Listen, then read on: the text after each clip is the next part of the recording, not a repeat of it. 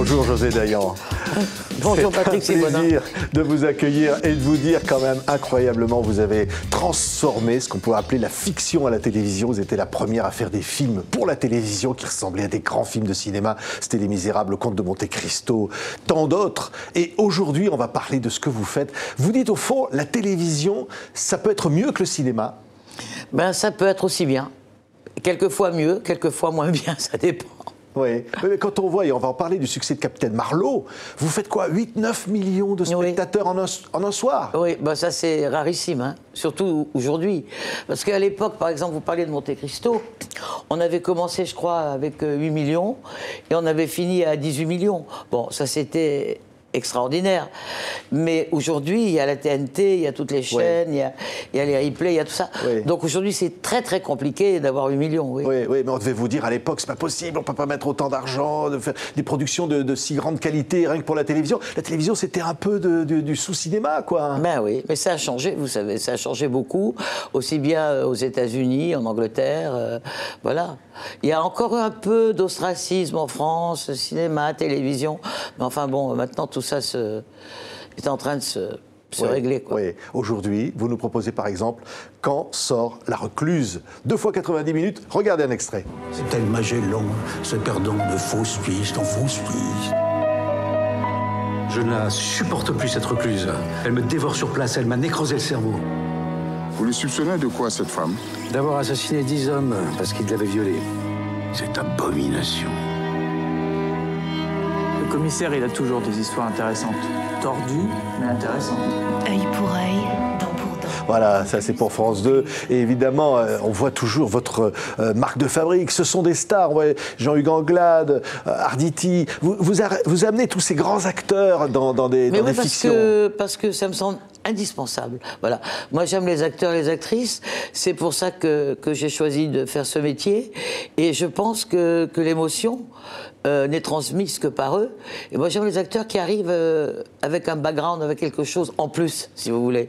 Et c'est le cas des acteurs avec lesquels j'ai la chance de tourner. Oui, vous les choisissez comment, vos acteurs, José Dayan? Vous dites qu'il faut qu'ils aient des tripes à mettre sur la table, quoi. En fonction, d'une part, des personnages, parce que c'est essentiel, ça, au départ. Et puis, en fonction aussi des acteurs avec lesquels j'ai le désir de tourner. Oui, là, c'est donc une adaptation du roman de Fred Vargas. Et évidemment, il y a une histoire d'araignées recluse, qui piquent. Et peut-être qu'ils vont cacher quelque chose qui serait de l'ordre d'une enquête criminelle. Et donc, on va vers un suspense. Mais oui, parce que c'est Fred Vargas, donc c'est un thriller. À la fois, c'est adapté par Emmanuel Carrère. Bon, et puis maintenant, moi, j'ai fait quelques Vargas déjà. Donc c'est un univers que j'adore. Et c'est un plaisir aussi de retrouver les acteurs qui étaient à l'origine des premiers Vargas. Testu, là, qui est là. Non, Testu n'était pas, parce que c'est un personnage qui vient d'intervenir dans ce nouveau livre de Vargas. Mais il y avait au départ Corinne Maziero, Jean-Hugues Anglade et Jacques Spiesser. Voilà. Là, on a des guests, on a Testu, on a Elisabeth Depardieu, on a Pierre Arditi. Mais non, mais toutes les stars vous disent oui. Vous êtes incroyable, José Dayan. J'ai de la chance. Qu'est-ce qu'il fait? J'ai de la chance. Voilà. C'est vrai. L'alignement des planètes, on va dire. Oui, l'alignement des planètes. Et alors, on vous disait à l'instant, vous nous parliez de cette incroyable Corinne Maziero, que vous l'avez découverte, cette comédienne. Et justement, je l'ai découverte lors des premiers Vargas, parce que je fais toujours moi-même mes castings, mais je ne savais pas à qui proposer le rôle de ce personnage incroyable qui est Violette Rothencourt dans le livre de Vargas. Et donc je me suis adressé à un casting qui s'appelle Nicolas Ronqui et qui m'a présenté Corinne Maziero. C'est comme ça que notre aventure a commencé. Oui, voilà. On vous a dit, mais enfin, qui est ce capitaine de gendarmerie alors après, et tout le monde voulait le voir en avantage. Vous vous êtes dit, ça va devenir un personnage. Non, j'ai pensé que c'était un personnage. Je ne me suis pas dit ça va devenir. J'étais sûr que c'était un personnage. Oui. Alors j'ai proposé à Anne Holmes, et c'est vrai qu'elle a eu l'instinct de l'accepter. Parce qu'au départ, c'était pas forcément évident, Corinne Maziero en héroïne, mais l'ADN, encore une fois, de Marlowe, c'est qu'elle a à chaque fois face à elle un très grand acteur, une très grande actrice. C'est vrai qu'en ce qui concerne le pilote, Gérard Depardieu m'a fait l'amitié de venir. Voilà. Oui. Là, dernièrement, Isabelle Adjani, Jeanne Balibar, Benjamin Biolay. Là, je viens de terminer un Capitaine Marlowe, le numéro 17, avec Cadmerade. Donc voilà, on est content. Oui. Si on regardait, tiens, l'épisode avec Depardieu. Vous aimez tellement Depardieu. Ah, je l'adore. Vous lui avez fait faire des choses absolument incroyables. Regardez un extrait de Capitaine Marlowe. Avec Gérard? Oui, regardez. J'habitais dans un HLM, ma mère elle picolait, elle buvait de l'alcool à 90. Et moi-même j'arrachais les pattes des sauterelles. Eh ben je suis pas devenu serial killer pour autant. Hein. Non, mais... Ta mère est morte dans un accident de camion en Espagne. Il avait 10 ans. Et je l'ai élevé comme j'ai pu. Apparemment, j'ai pas pu assez. Hein. Heureusement, ma sœur était là. Je pense que sans elle, j'aurais pas su quoi faire. J'étais tellement déprimé que je sortais plus. Vous savez ce que c'est qu'une dépression? Envie de voir personne, envie de dormir toute la journée. Ça a duré longtemps. C'est long. Extraordinaire. C'est un très grand acteur. Extraordinaire. Hein. Il a, alors, ce que je disais tout à l'heure, enfin, à la puissance N, ce background, et cette voix magique. Et puis, quand on voit cette masse qu'il est devenu, il a une féminité incroyable aussi. C'est un acteur d'une complexité totale. Oui, et puis il y a une vraie fusion, vous deux, là. Ah, on s'aime, il oui. adore tourner avec vous. On s'aime. Oui. Voilà. C'est vrai. Je lui dois tout. C'est vrai. Je lui dois tout parce que c'est lui qui m'a choisi pour Monte Cristo et ça a changé ma vie, c'est vrai. Et en fait, il m'a choisi pour Monte Cristo pour rendre à César ce qui est à César, parce que Elisabeth Depardieu, avec qui je venais de tourner La Rivière Espérance, m'a dit il faut absolument que vous vous rencontriez avec Gérard, vous allez vous adorer. Elle s'est pas trompée. Elle s'est pas trompée. Extraordinaire. Alors on se disait, spécialement, il faut quand même parler de Corinne Maziero 2 secondes. Parce qu'incroyable, cette comédienne. Ah, parce qu'avant d'être comédienne, elle, elle a tenu un bistrot, elle habitait dans sa bagnole, elle était à moitié SDF. Elle était, dit-elle, à moitié SDF. Oui, elle a eu un parcours plein d'embûches.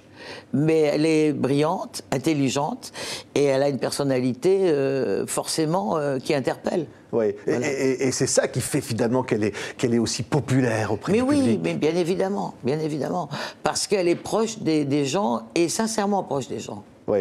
Voilà, parce que vous savez, ce qui est très important dans notre métier, c'est la sincérité. Voilà. Oui. Et alors, cette chapka-là... Ah oui, là, ça c'est moi. C'est-à-dire que quand on a fait un film qui n'était pas Marlowe, où elle s'appelait déjà Marlowe, et qui était une mini-série pour la 3, qui s'appelait Entre vent et marée, avec Nicole Garcia et Muriel Robin. Il y avait un crime au début. C'était à Belle-Île-en-Mer, il y avait un gendarme. Et j'ai demandé à Elsa Marpeau, qui écrivait le scénario, d'écrire un rôle pour Corinne Maziero. Et je lui ai décrit Corinne Maziero, car elle ne la connaissait pas. Elle a eu l'idée assez astucieuse de l'appeler Marlowe, en hommage, je pense, à Philippe Marlowe, et de Chandler. Ouais. Qui a été joué avec Humphrey Bogart. Évidemment, bien voilà, sûr. Bon. Et donc, quand Corinne est arrivée à Belle-Île-en-Mer, c'était le tsunami. Donc, on a décidé de lui mettre une chapka, de lui mettre une parka, de lui donner un 4x4 parce qu'il y avait de la boue partout. Et c'est comme ça que l'apparence de ce personnage est apparue. Mais je dirais à cause de la météo. Mais vous savez, c'est Jeanne Moreau qui disait que quand elle faisait un film, elle préparait la valise de ce qui était pour le personnage. Elle en avait parlé avec Orson Welles à l'époque.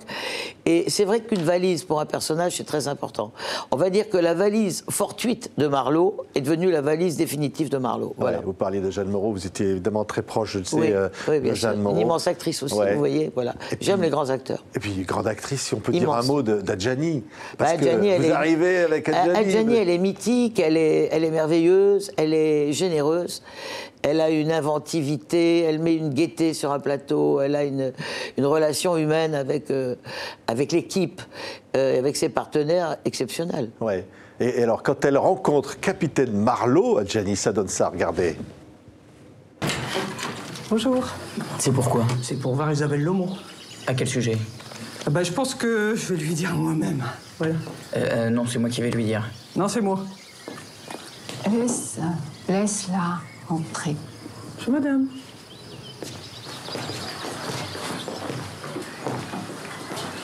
Thé. Je suis plutôt tisane ou blond bien fraîche, mais ok, du thé. On est au courant pour Élise, hein. C'est Aurore qui vient de me prévenir. C'est ta sœur? Aurore comme la Belle au bois dormant? C'est marrant, ça. C'est plutôt vous, la belle, qui se réveille après 15 ans, enfin, sans son prince charmant, hélas. Je suis une étrangère pour ma fille. Moi, je comprends, hein, moi aussi, j'ai comaté une fois. 36 heures, ouais. J'avais pris un truc qui devait être coupé à la merde, enfin bref. Quand je me suis réveillé, mon chat, il est passé devant moi, il m'a même pas parlé. Ça m'a fait drôle, hein, je te jure. Vous voulez vous asseoir? Ouais, elle est grandement naturelle. Hein. Et c'est d'ailleurs pour ça qu'elle arrive à confondre les criminels, hein, parce qu'ils ne se méfient pas. Hein. Oui, un peu, en effet, c'est ça le côté Colombo, un peu distrait, un peu ailleurs, un peu ah oui, j'ai oublié, excusez-moi, voilà. Ouais. Oui, elle a une technique particulière, elle les déstabilise, si vous voulez, voilà. Ouais. C'est la meilleure façon de les confondre. On la retrouve d'épisode en épisode avec des guests extraordinaires. Yes. Et ce qui fait que, par exemple, cet épisode qui s'appelle Ne plus mourir jamais, avec Adjani, a fait 8,2 millions de téléspectateurs. Plus. Oui. De façon historique, 1,5 million de replays. C'est quand même incroyable. Ah oui. À la fois, c'était la nouvelle saison de Marlowe qui démarrait en 2019, et puis c'était cette guest exceptionnelle, oui. Bien sûr. Oui, et puis des histoires. Bien et au-delà de tout ça, finalement, il y a quoi? Il y a une alchimie qui se passe, il y a une recette, comment? Il n'y a pas de recette. Vous savez, vous pouvez être le meilleur cuisinier du monde et puis rater de mayonnaise. Il n'y a pas de recette. Il faut qu'il la grâce, et puis elle arrive ou elle n'arrive pas. Ouais. Voilà. Comment vous êtes, vous, José, sur un plateau, quand vous arrivez, vous commencez un film avec vos comédiens, ça vous dites comment ça va se passer? Vous sentez comment les choses? On sent très vite, hein, si ça va se passer bien ou pas bien. Ouais, on sent très vite. C'est vrai. Et on sait, quelquefois on se dit, ah là là, il y a un truc qui ne va pas. On essaie de rattraper, et puis ça ne fonctionne pas.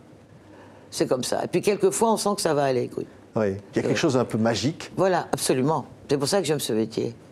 Oui.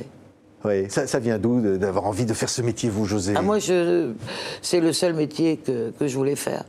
Quand j'avais 7 ans, j'avais décidé de faire des films. Et vous savez, je suis très têtu et très obsessionnel. Donc, des films ou rien. Oui. Ah, là, vous avez dit ça, c'est des films ou rien? Voilà. Alors, trois possibilités. Ça me rappelle une histoire quand j'ai filmé Simone de Beauvoir.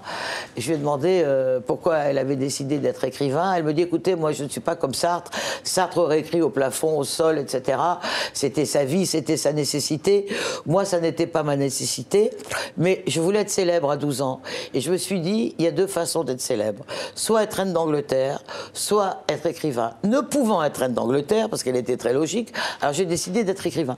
Moi, il y a pour moi 3 solutions. Soit faire des films, parce que c'est ma passion, soit être SDF, soit être milliardaire, et donc ne rien faire d'autre de toute façon. Faire des films, encore des films, toujours des films. Voilà. Parce qu'enfin, SDF ou milliardaire... ça veut dire que si je ne pouvais pas faire de films, si je n'avais pas une fortune personnelle, je serais SDF, parce que je ne ferais rien d'autre. Et si j'avais une fortune personnelle, je survivrais. Donc, sans le cinéma, vous seriez SDF, c'est ça? Voilà. Vraiment? Ou milliardaire si j'étais né milliardaire. Oui, mais je ne ferai rien d'autre, voilà, c'est ça que je veux dire. Non, mais ça ne me dit pas d'où ça vient, ça. Pourquoi cette nécessité absolue à 7 ans? Une passion. C'était quoi, les premiers films que vous aviez vus? Vous êtes dit, oui, j'aime ça, j'aime la fiction, j'aime pas tellement la réalité. J'aime ce qui se dégage d'une fiction, j'aime la relation avec les acteurs et les actrices, j'aime... quand d'un seul coup, avec la lumière, on peut modifier une ambiance. J'aime quand on tue quelqu'un qui se relève immédiatement quand on dit couper. J'aime qu'on décide de faire de la neige quand on n'en a pas. J'aime qu'on décide de faire de la pluie quand on n'en a pas. Enfin voilà, j'aime la magie du cinéma. Oui, mais si vous dites, j'aime pas la réalité. C'est une je façon n'aime pas de la dire, réalité. C'est mieux que la réalité, c'est inventer notre réalité. Voilà, c'est une réalité qui me plaît. Merci José. Merci à vous. En tous les cas, cette sincérité-là, qu'on dit que vraiment vous êtes quand même une réalisatrice qui a des tripes, qui les met sur la table, quoi. Mais vous faites pas à moitié, hein. Ah ben non, c'est pas intéressant de faire à moitié. Hein. Il faut faire ou ne pas faire. Être ou ne pas être. That is the question. Mais vous êtes José Dayan. Et on ira applaudir, évidemment, alors Marlowe, devant sa télévision. Marlowe, c'est demain, mardi, une rediff sur France 3, avec Nils Arestrup, qui s'appelle La mémoire enfouie. Et, quand sort La Recluse, c'est le 2e épisode, mercredi, sur France 2, à 20h50. Et TV5 Monde pour Capitaine Marlowe. Et puis pour tout ça, voilà, on vous dit merci, José Dayan, et bravo. Merci. Mon plaisir de vous donner aux spectateurs. Merci, José Dayan. Merci beaucoup.